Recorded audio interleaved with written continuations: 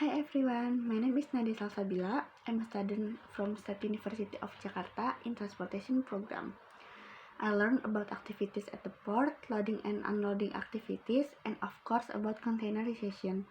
I would like to give you information and knowledge about container types. There are 11 types of containers. The first one is general purpose container. A general-purpose container is also known as a dry container. The shipping containers are fully enclosed, protected from the elements, and weatherproof, with a rigid roof, sidewalls, and floor. Dry containers are by far the most common type of container, and as such are used to load most types of normal cargo. The next container is flat rack container. The simple storage container has collapsible sides that can be folded to make a flat rack.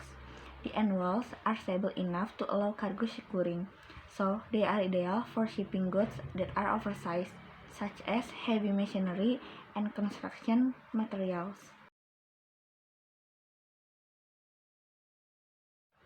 An open-top container has a comfortable top that can be completely removed. This is suitable for the cargo that is overhead and cannot be easily loaded through the door, such as tall machinery or other heavy bulky finished products, whose handling and loading can only be performed with a crane or rolling blades. Open-top containers have lacing rings installed to the upper and lower side rolls and corner posts to secure cargo, and there are available in 20 feet and 40 feet. With doors on both ends of the shipping container, this container is also known as a tunnel container. Double-door containers are extremely helpful for quickly loading and unloading cargo, and they make an even wider room for cargo, such as steel and iron. Both sets of doors have the same locking assembly and watertight seals to keep cargo protected from the elements. High-cube shipping containers are similar in structure to general-purpose containers, but taller by about 1 foot. These containers come in size 40 feet and sometimes 45 feet, and are used in cases where a slightly bigger volume capacity is required. Open-side containers are very similar to regular general-purpose containers. The only difference is being that the door can be completely open on the side too. This feature provides much wider room and access, which makes loading and unloading material easy. Open-side shipping containers are generally come in 20 feet and 40 feet, and they provide adequate room for extra large items that can fit through the regular doors. An ISO shipping container is used for the shipment of temperature-sensitive, perishable cargo, as such meats, fruits, and vegetables. This container type relies on external power to keep the temperature regulated. Rivers generally come in 20 feet and 40 feet, and are commonly made from weathering steel known as cotton steel. Insulated container has a regulated temperature control that allows them to withstand a higher temperature.